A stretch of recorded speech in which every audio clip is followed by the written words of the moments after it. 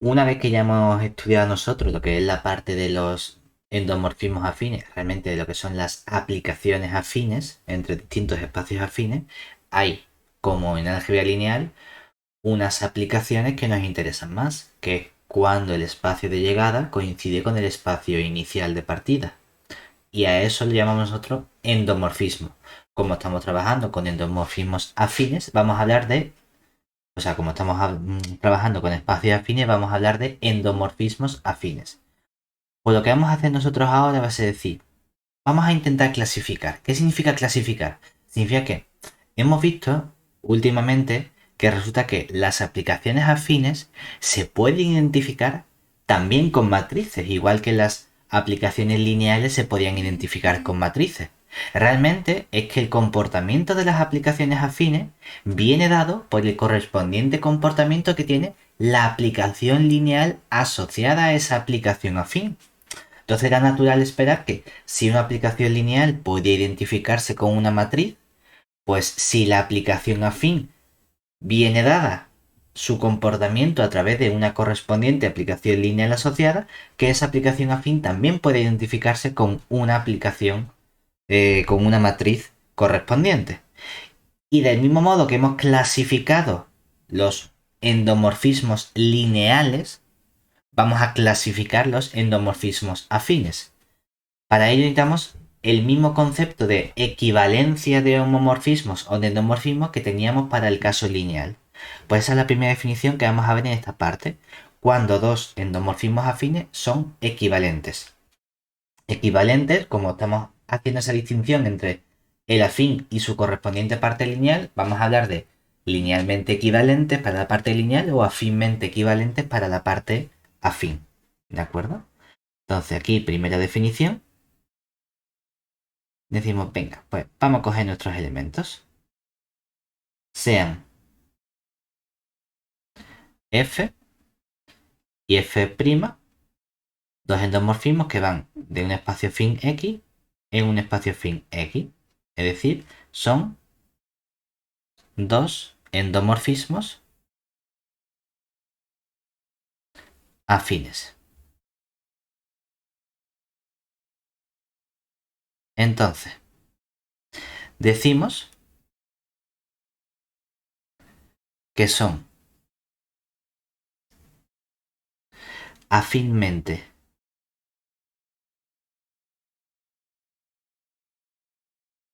equivalentes si existe una G que vaya de X en X, que también sea un endomorfismo, pero que verifique una propiedad adicional y que sea biyectiva. Es decir, que esta G sea una transformación afín.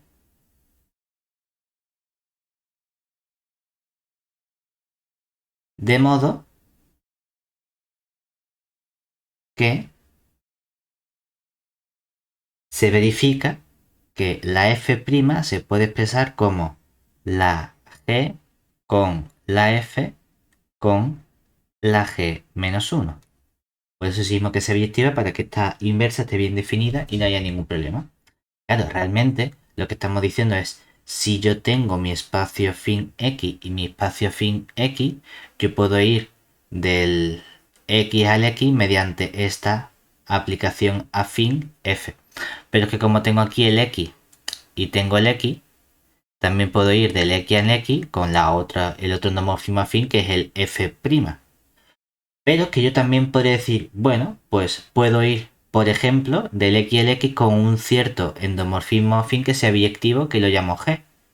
Pues claro, si G va de este X de arriba en el X de abajo, entonces ir de abajo arriba, ¿quién va a ser? Va a ser coger el G-1. Entonces lo que estamos diciendo es que lo mismo es directamente del X al X con la F', que ir primero con el G-1, luego con la F y luego con la G. Pues eso es que sean afínmente equivalentes. Que me da igual ir de este espacio X en este espacio X directamente con la F o pasando por, perdón, solamente con la F' o pasando por la F a través de una aplicación biyectiva G que me permita completar este diagrama de forma conmutativa. Ahora bien, nosotros cuando hemos trabajado con aplicaciones afines, hemos visto que había un elemento característico de esos espacios afines. Y ese elemento característico, al igual que la base jugaba el papel fundamental en los espacios vectoriales, en los espacios afines lo jugaba un elemento que habíamos llamado sistema de referencia cartesiano.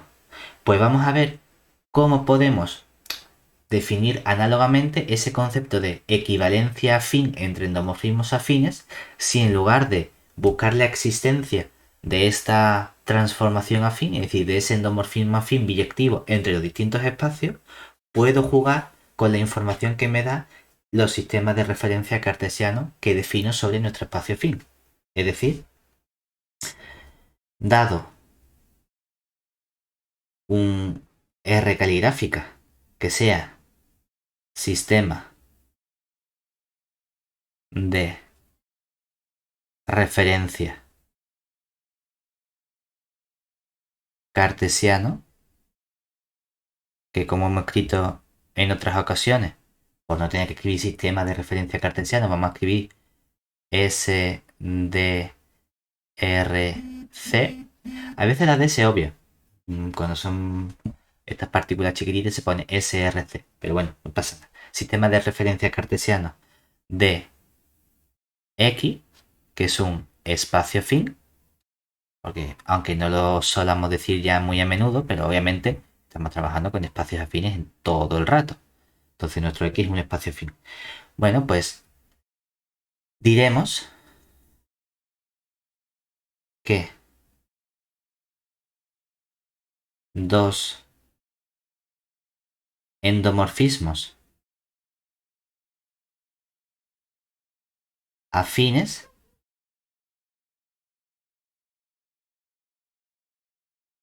F y F' que vayan de X en X son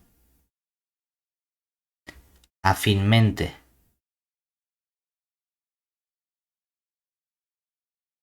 equivalentes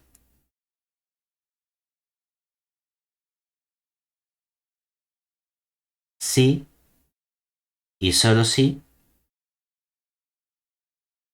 puedo caracterizarlo mediante qué le ocurre a la matriz asociada a ese sistema de referencia con respecto a la aplicación.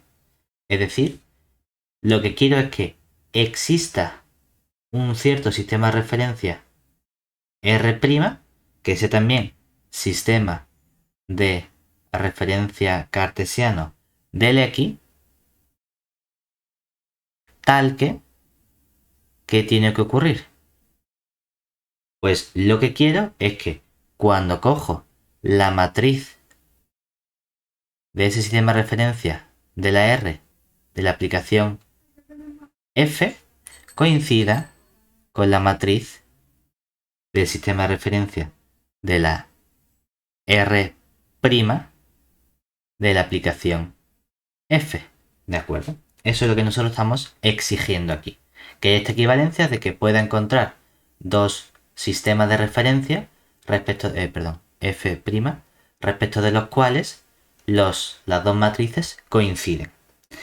Ahora bien, este concepto de que pueda encontrar ese sistema de referencia adecuado de modo que las dos matrices sean iguales, me va a dar también un concepto de equivalencia no entre las aplicaciones afines, sino entre sus correspondientes matrices.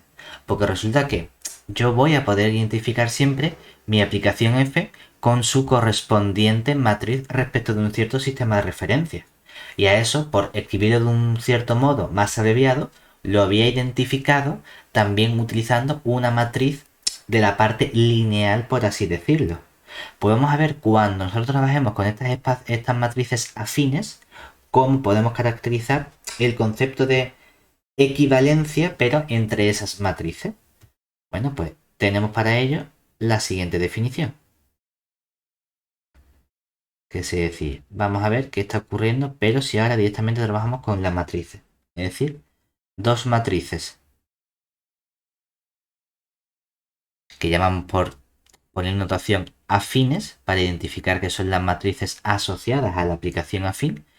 Una matriz A, que hemos visto que la matriz A la podíamos identificar con un 1, un vector con elementos ceros.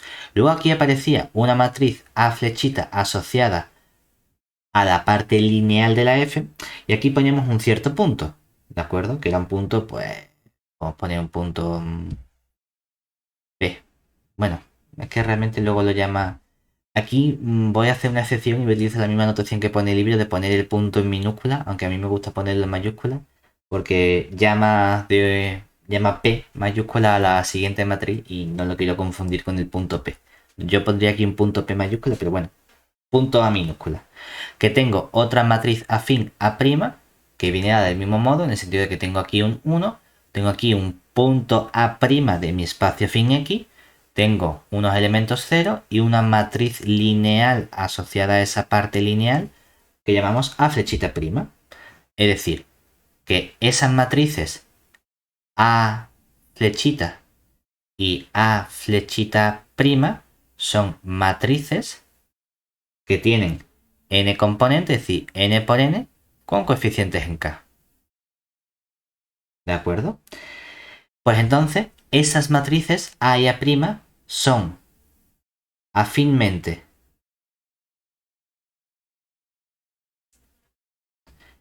en lugar de equivalentes, voy a guardar la palabra equivalentes para las aplicaciones y voy a decir que son semejantes para las matrices. Pues son afínmente semejantes si existe otra matriz afín P, que como es una matriz afín, también la voy a poder separar en un cierto elemento 1. Y aquí vamos a llamar P minúscula al punto. La P mayúscula y la P minúscula mía son iguales. Voy a poner aquí un rabito abajo. Aquí elemento 0 y aquí sí es verdad que pondría el P mayúscula así, para indicar que este es el rabito para abajo y este es el rabito para arriba. La matriz P asociada a la parte lineal, ¿de acuerdo? Solo que, igual que exigía que esa aplicación G que yo encontraba fuese también biyectiva, eso se traduce en que la correspondiente matriz asociada a la parte lineal tiene que ser invertible. Es decir, quiero esta matriz de modo que la parte lineal es una matriz invertible, es decir, pertenece a GL de n, tal que se verifica la misma relación, es decir, que A' se puede expresar como la matriz P a la menos 1 por la matriz A por la matriz P. Realmente antes habíamos escrito aquí la G a la menos 1 y aquí la G. No afecta mucho porque si puedes encontrar esta matriz P que sea invertible, entonces la inversa también es una matriz invertible. Y podríamos decir, pues llamo a la matriz afín Q la inversa, y entonces aquí tengo Q a la menos 1 y aquí la Q, que realmente da un poco igual dónde pongamos la matriz inversa. A gusto los colores, no afecta en mucho. Ahora bien, ¿cómo puedo utilizar este concepto de matrices afínmente semejantes con lo que yo estaba haciendo sobre los endomorfismos afines? Porque hemos visto precisamente antes que hay una matriz que yo puedo construir basada en ese sistema de referencia cartesiano. Pues de este modo puedo tener caracterizada esa semejanza. Es decir, de este modo, dados R y R', que sean sistemas de referencia cartesiano de X, y F y F', que sean endomorfismos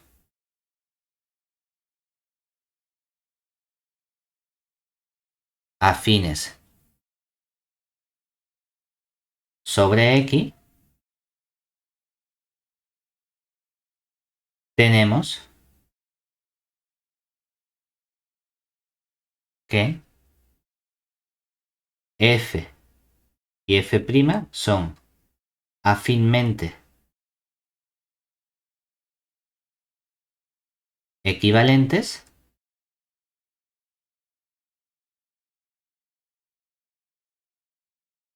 si y solo si la matriz respecto de R de la F y la matriz respecto de ese sistema de referencia R' de la aplicación F' son afínmente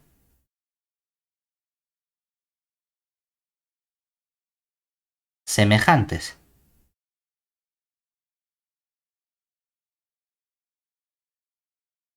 Esto, aunque parezca una tontería, es algo fundamental porque lo que me está permitiendo a mí es estudiar este concepto entre aplicaciones afines, reduciéndome únicamente a qué pasa con matrices. Es decir, que un nuevo concepto que parecía tan complicado como el concepto de espacio afín, con su aplicación afín, con esa terna X, X flechita, la aplicación doble puntito flechita, estas construcciones tan abstractas que estábamos haciendo, resulta que ahora ya por fin nos estamos reduciendo a ver qué pasa con unas matrices. Y yo con matrices sé trabajar perfectamente porque es que llevamos ya 2 asignaturas dedicadas únicamente a ver qué pasa con las matrices. Entonces, aunque tengamos conceptos tan extraños como aplicaciones afines, endomorfismos afines en estos espacios tan abstractos, resulta que solo tengo que trabajar con matrices. Lo que pasa es que tengo que ser capaz de identificar esa matriz asociada a mi aplicación afín. Bueno, pues con toda esta información ya vamos a ser capaces de estudiar lo que sería la clasificación de nuestros endomorfismos afines, ¿de acuerdo? Para ello, lo que tenemos que hacer es estudiar qué ocurre con ciertos elementos importantes. Uno de los elementos importantes que tenemos cuando trabajamos con los endomorfismos afines es lo que llamamos nosotros los puntos fijos. Entonces, recordemos que si f que iba de x en x era, o bueno, que si f más que era es un endomorfismo afín, un punto P mayúscula perteneciente al espacio afín X se dice fijo si se verifica que f del punto P coincide con P, que deja la imagen exactamente igual. Por lo tanto, tenemos un primer resultado que nos va a permitir relacionar en función de los puntos fijos qué ocurre con nuestros endomorfismos. Es decir, sean f y f' endomorfismos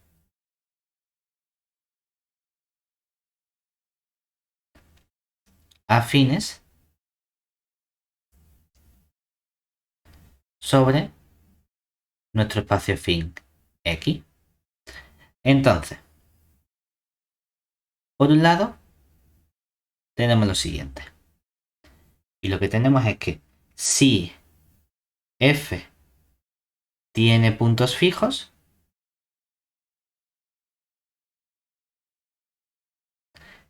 y resulta que f y f' son afínmente equivalentes, puedo obtener también información sobre la f'. Y es que, en particular, lo que tenemos es que el endomorfismo f', al cual es equivalente, también tiene puntos fijos. Es decir, f' tiene puntos fijos. Ojo, no estamos diciendo que tenga los mismos puntos fijos que la f exactamente. Solo que si una tiene punto fijo y la otra es equivalente, o son equivalentes entre ellos, entonces las dos tienen puntos fijos. Bueno, ¿y cómo podemos caracterizar precisamente que f y f' sean afínmente equivalentes fijándome en la parte lineal? Ah, pues resulta que f y f' son afínmente equivalentes lo puedo caracterizar únicamente viendo qué le ocurre con la parte lineal. Es decir, que f y f' sean afínmente equivalentes viene caracterizado precisamente por que la parte lineal de la f, que hemos llamado nosotros f flechita, y la aplicación lineal asociada a la f', que hemos llamado f flechita prima, sean linealmente equivalentes. O sea que resulta que, de nuevo, este concepto que parecía tan abstracto que estaba asociado a los espacios afines y a las aplicaciones afines, vuelve a reducirse únicamente a qué ocurre con la parte lineal correspondiente. Y de nuevo, hemos estado trabajando en 2 asignaturas sobre la parte lineal y las aplicaciones lineales. O sea que resulta que todo este comportamiento puedo limitarme a estudiar qué ocurre con su correspondiente parte lineal, lo cual está bien. En particular, nosotros no solo habíamos estado trabajando con espacios afines, también había dicho, bueno, como un espacio afín es simplemente un conjunto que tiene unas propiedades adicionales, desde el punto de vista de la teoría de conjuntos puedo quedarme con una cantidad menor de elementos y considerar entonces un subconjunto.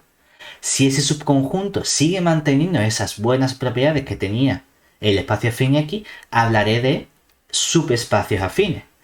Pues vamos a ver cómo se comportan las aplicaciones afines con estos subespacios afines. En particular, aquí acabo de decir o de introducir el concepto de punto fijo. Pero es que había un concepto un poco más general cuando no solo tomaba una variedad afín formada por un punto, sino tenía una variedad mayor. Y en ese no hablo exactamente de una variedad fija, que podría, hay muchos sitios que lo llaman así, sino de una variedad afín o su espacio afín que sea invariante. Entonces vamos a recordar ese concepto que nos va a hacer falta también para caracterizar ciertos elementos de las aplicaciones afines. Bueno, pues dado f, que sea un endomorfismo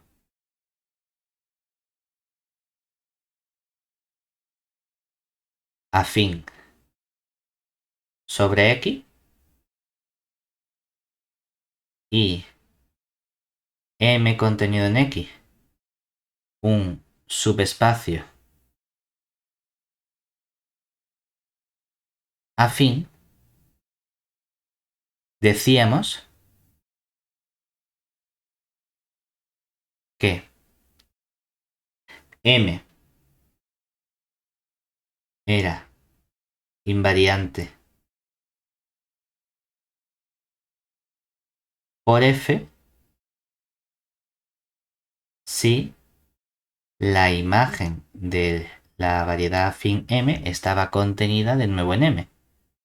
No tenía que ser exactamente igual como ocurría con el punto fijo, simplemente que estuviese dentro de ese conjunto. Además, la aplicación restricción, que era la aplicación en la que yo cogía f, lo restringía en el conjunto M en el sentido de que en lugar de coger únicamente elementos que vayan de X en X, cojo únicamente elementos que van de M en M. ¿Y cómo está definida? Pues a cada punto le asocio la imagen correspondiente, es decir, a cada punto P de M le hago corresponder la f de P. Es decir, que f restringido a M es simplemente la aplicación f cuando cojo el punto del conjunto M. Pues esta aplicación no es una aplicación cualquiera, sino que es un endomorfismo, porque va de M en M, endomorfismo afín de M. ¿De acuerdo? Bueno, pues resulta que estos subespacios invariantes nos van a permitir caracterizar cuando algo es invariante por la aplicación f, aplicación afín, o cuando la parte vectorial es invariante por la parte vectorial de la f. Es decir, tenemos el siguiente resultado. proposición.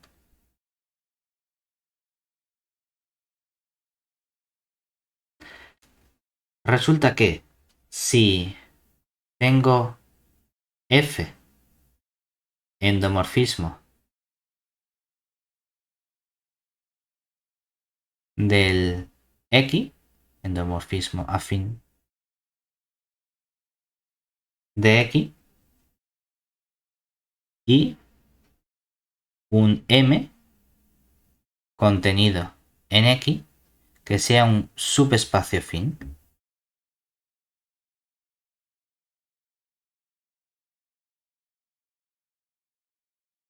Entonces, son equivalentes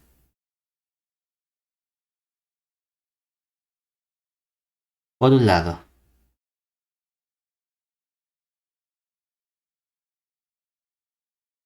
por ponerlo de forma más corta, que M sea invariante por F. ¿Y eso qué significa? Que F de M esté contenido en M. Es decir, es equivalente que M sea invariante por F con que la parte vectorial, es decir, la F flechita del M flechita, esté contenido en el M flechita, es decir, que M flechita, el espacio de direcciones de su espacio afín M, sea invariante por la aplicación lineal asociada a F flechita, pero esto no es suficiente. Me hace falta un poquito más. Y el poquito más que me hace falta es que exista un punto de mi subespacio afín M tal que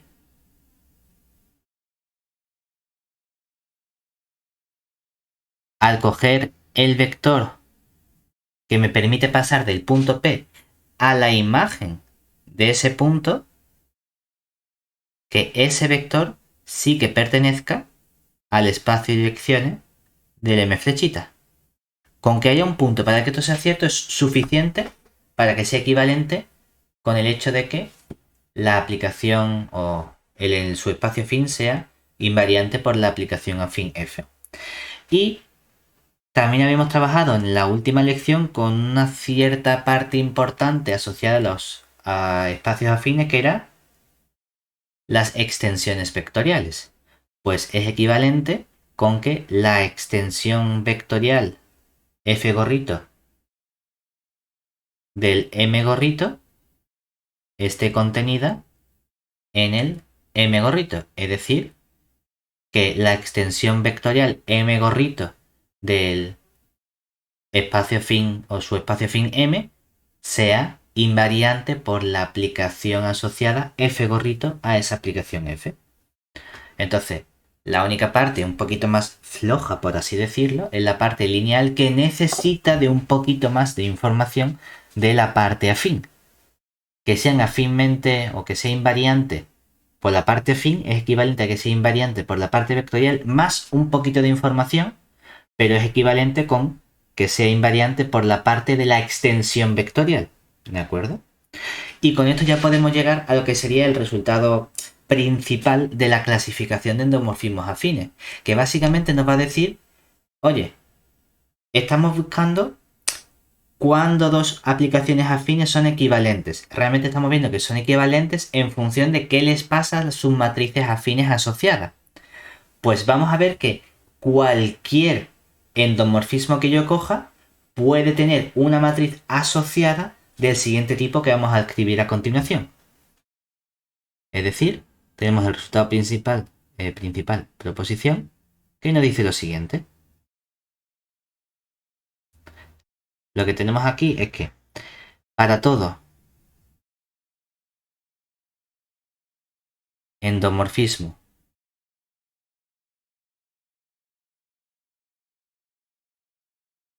afín f de x, podemos encontrar un sistema de referencia, vamos a llamarlo R calígrafica, respecto del cual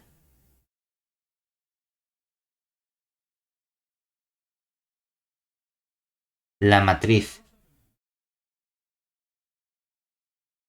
df es de la forma siguiente. Le ponemos, en lugar de llamarla m sub r de f igual a lo que sea, vamos a llamar a esa matriz j, por asociarlo por la parte de Jordan que habíamos visto de la parte lineal.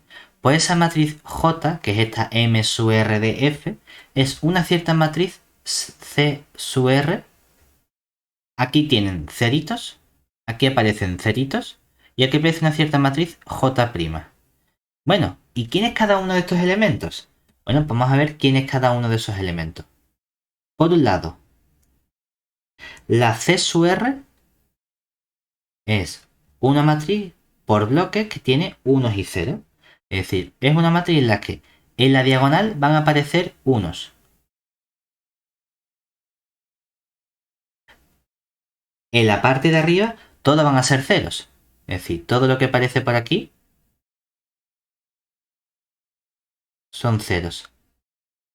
Y la subdiagonal también tiene unos. Es decir, aquí tendría un 1, aquí tendría un 1, todo esto tendría unos hasta que llega abajo. Y ya por debajo de esta subdiagonal ya son todos los elementos 0, ¿de acuerdo? Esta matriz tiene orden R. Por eso indicamos que es C de R para indicar que el tamaño es una matriz R por R, matriz cuadrada de orden R, con R mayor o igual que 1, por lo menos tiene un elemento. ¿Y esta J', quién es? Pues la J' es la matriz de Jordan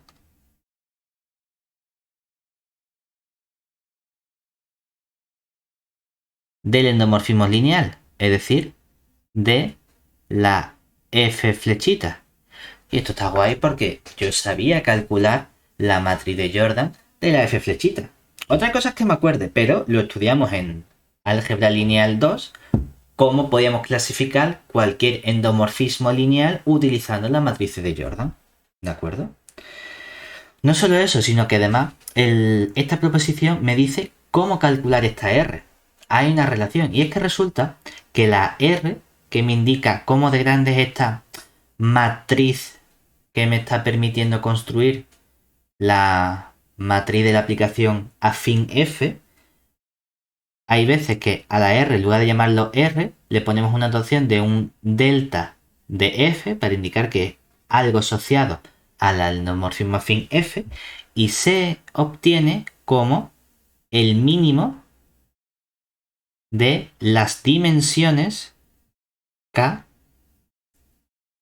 donde estoy viendo que el espacio fin X tenga intersección con el núcleo de la aplicación de la extensión vectorial f gorrito menos la identidad gorrito elevado a k.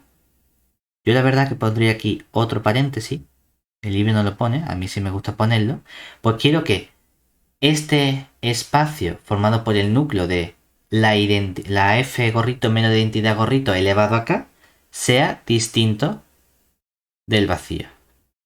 Entonces me está dando el valor más chico para el cual esta intersección es distinta del vacío. ¿De acuerdo?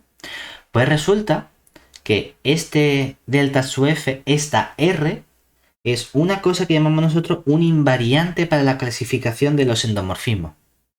Que puede resultar muy raro, pero ¿qué significa que sea un invariante para la clasificación de los endomorfismos? Pues lo que significa es que tenemos una serie de resultados que nos dan información del endomorfismo en función de qué le pase a esta delta de f. Es decir, que además tenemos que ese numerito delta de f es un invariante para la clasificación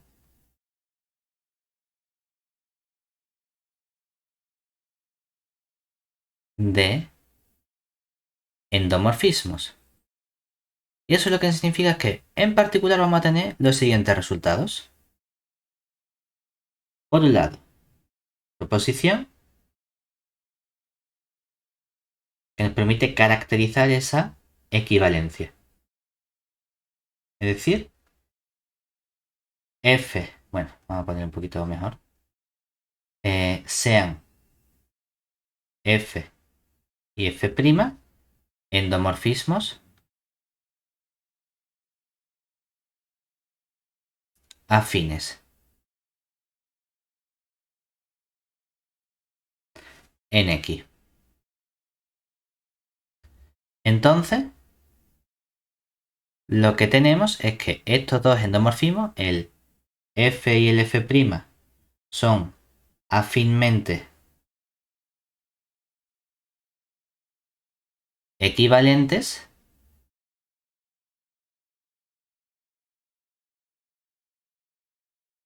si y solo si. ¿Qué ocurre?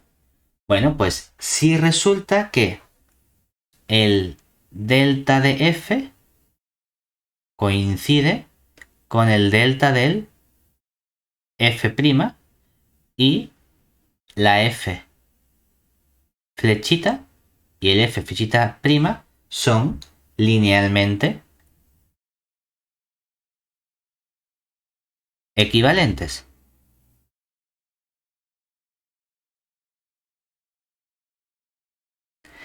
Además, tenemos otro resultado que nos dice, bueno, ¿qué pasa si tengo yo o cómo puedo caracterizar ese delta de F? Porque, aunque lo hemos obtenido como ese mínimo de esa intersección no nula de los espacios correspondientes, tenemos que, dado F endomorfismo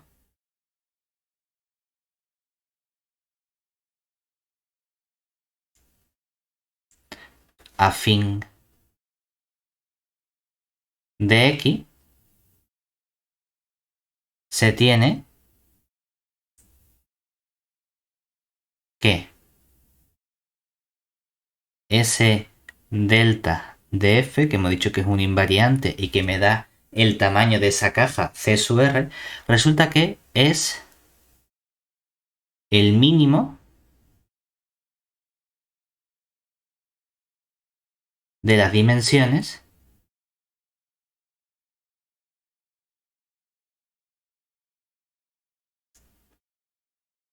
de los subespacios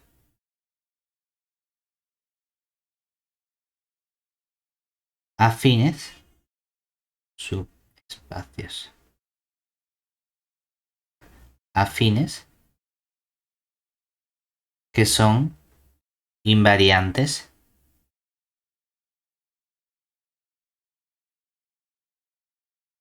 por F.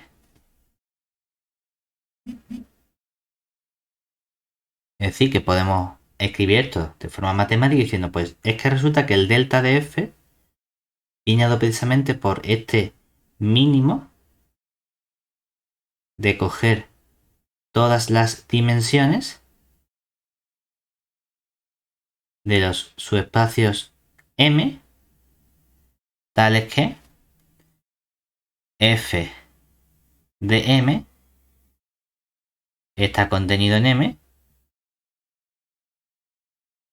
con M subespacio afín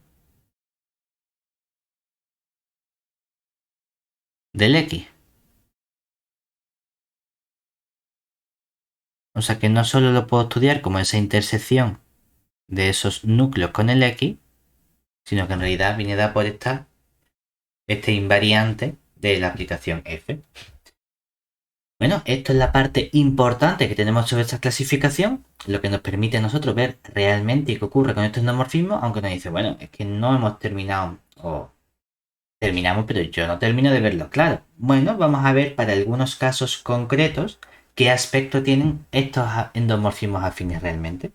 El caso más sencillo que podemos estudiar es cuando estamos trabajando en un espacio afín X que tenga dimensión 1.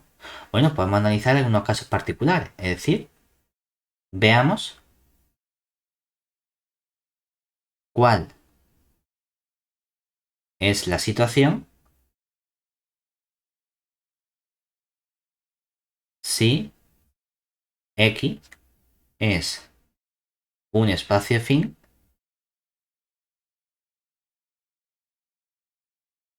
con dimensión de X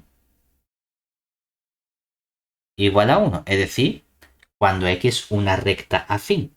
Entonces, los elementos importantes, por así decirlo, es, bueno, quiero ver cómo es la matriz de Jordan que tiene asociada mi F, ¿verdad? Si queremos ver qué pasa con la matriz de Jordan, J' de la F. Quiero ver qué pasa con la existencia de puntos fijos. También hemos dicho que hay un elemento importante que es ese delta de F, ¿cierto? Y lo último es, bueno, ¿quién decimos que es F en ese caso? ¿Quién es el nombre que recibe este endomorfismo? Bueno, pues vamos a verlo. Porque tenemos una serie de casos. En concreto, vamos a ver dos casos posibles, o bueno, dentro de esos dos casos hay una especie de subcasos, que sería, vale, si la matriz de Jordan, realmente hemos dicho, es esta J' que tiene que tener uno aquí arriba. Bueno, tiene una C sub R, pero que lo más chico que puede tener es un 1. Luego tiene los 0, 0, y aquí la J asociada, la única opción que tenga es que sea un lambda. Obviamente va a tener puntos fijos. Y el delta sub f lo que estamos diciendo que es 1. ¿Por qué este delta sub f es 1? Porque aquí tengo la matriz C de 1. Esta matriz que aparece aquí es la matriz C de 1. Para R igual a 1. Y esta matriz que tengo aquí es la matriz que hemos llamado nosotros J. La matriz de Jordan de la parte lineal correspondiente. Bueno, ¿y entonces quién es F? Pues mira, F depende, porque dentro de esta parte va a haber una subclasificación en tres tipos. ¿De qué depende? De qué ocurra con este lambda. Porque obviamente, si resulta que lambda es igual a 1, entonces F es una aplicación muy sencilla. La que tiene la 1, 0, 0, 1, esa es la matriz identidad.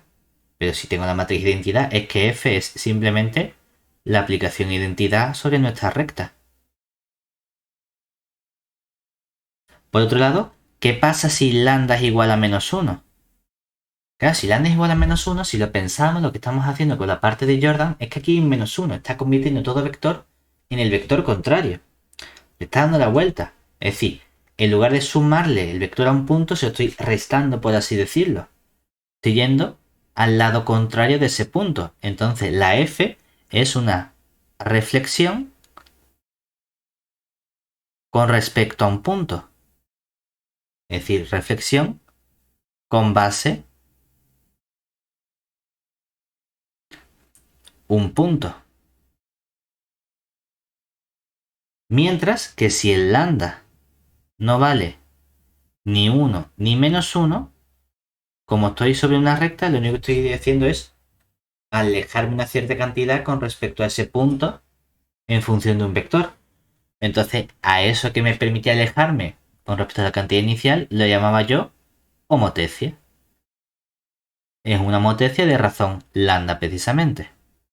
Ah, pues mira qué bien. Tengo aquí todos estos elementos. Ahora, el otro caso que yo podía tener es cuando no había puntos fijos y en lugar de ese tamaño delta f valer 1, vale 2. Claro, si vale 2, significa que como tiene que ser una matriz 2×2, la única matriz que aparece aquí es la C de 2. Y la C2 es la que tenía 1 en la diagonal principal, un 1 en la diagonal secundaria y 0 arriba. Es decir, toda esta matriz es realmente C de 2. La J' coincide en este caso con la C de 2. ¿De acuerdo? ¿Y quién era la aplicación F entonces? Pues resulta que F era entonces algo que hayamos llamado nosotros una traslación.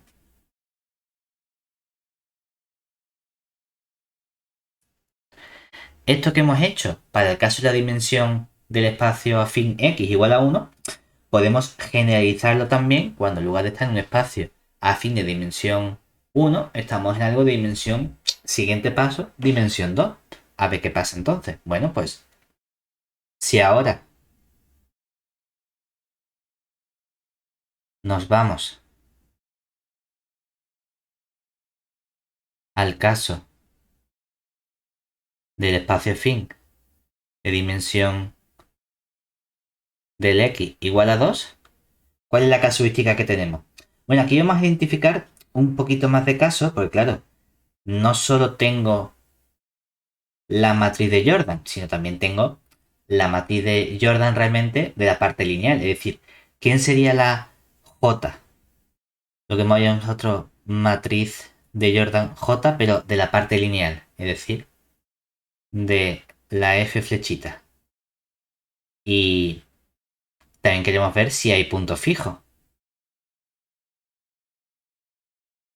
Y también hemos estudiado ese invariante del delta de F. Y también queríamos analizar quién es exactamente la matriz de Jordan, pero de la F. Es decir, lo que hemos llamado nosotros la J. Bueno, pues vamos a analizar todos esos casos, a ver qué tenemos cuando pasamos a dimensión 2. Ahora vamos a tener mucha más casuística. Porque al aumentar la dimensión, aumentan los tipos de matrices que yo puedo construir aquí. ¿De acuerdo? En particular vamos a tener 5 casos. 1, 2, 3, 4 y 5. Entonces, para la clasificación de la forma o de la matriz de Jordan de la parte lineal, ahí hemos dicho, bueno, pues yo puedo tener dos autovalores distintos. Es decir, la puedo tener la forma lambda 0, 0, mu. En ese caso, resulta que sí que hay puntos fijos y el invariante delta su f es precisamente 1. ¿Cómo sería la matriz de Jordan de la f? Lo único que tengo que hacer es añadirle a la matriz de Jordan de la f flecha el unito aquí y aquí el 0, 0, 0, 0 y aquí aparece el lambda 0, 0, mu. Pero es que resulta que, oye, aquí no decimos exactamente cómo se llama la aplicación F correspondiente, pero puedo dar un poco más de información sobre estos puntos fijos. Porque aunque he dicho aquí que hay puntos fijos, son simplemente no sé cuántos puntos fijos hay. Oye, pues resulta que tengo un poco más de información. Y la información que tengo es que en realidad, en este caso, hay exactamente un punto fijo. O bueno, vamos a poner distinto. Vamos a poner aquí exactamente la información adicional que obtenemos. Que la información adicional que obtenemos es cuántos puntos fijos hay exactamente. Aunque parezca que es la misma columna que vamos a poner número. Y vamos a ver qué pasa con las rectas fijas, que son los otros invariantes que a nosotros nos interesan. Como hemos aumentado dimensión 2, puedo hablar tanto de puntos fijos como de rectas fijas. Y también vamos a estudiar, en cuanto a números, cuántos podemos encontrar en esos casos de ahí. Venga, pues aquí tenemos.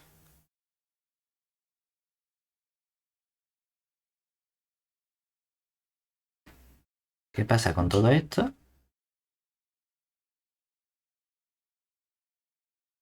Podría intentar ponerlo aquí bonito, moverlo, pero bueno, tampoco es tan grave. Bueno, se puede poner bonito. Más o menos. Para acá. Y se lo mueve un poquito. Ahí, vale. Entonces, resulta que sobre los puntos fijos puedo especificar exactamente cuántos hay. Y resulta que en este caso hay exactamente un punto fijo. Y de recta fija, pues hay por lo menos 2, es decir, mayor o igual que 2 rectas fijas. Por lo menos hay 2, a lo mejor hay 3, a lo mejor hay 4, no lo sabemos, ¿de acuerdo? Pero mínimo 2. Y si esta matriz de Jordan de la parte lineal se modifica y igual a tener 2 cajas asociadas a estos autovalores, tengo un único autovalor que se repite, es decir, el lambda, lambda, pero hay una única caja, entonces lambda, lambda y tiene un 1 abajo, sigue habiendo puntos fijos. Y el invariante delta de f sigue siendo 1.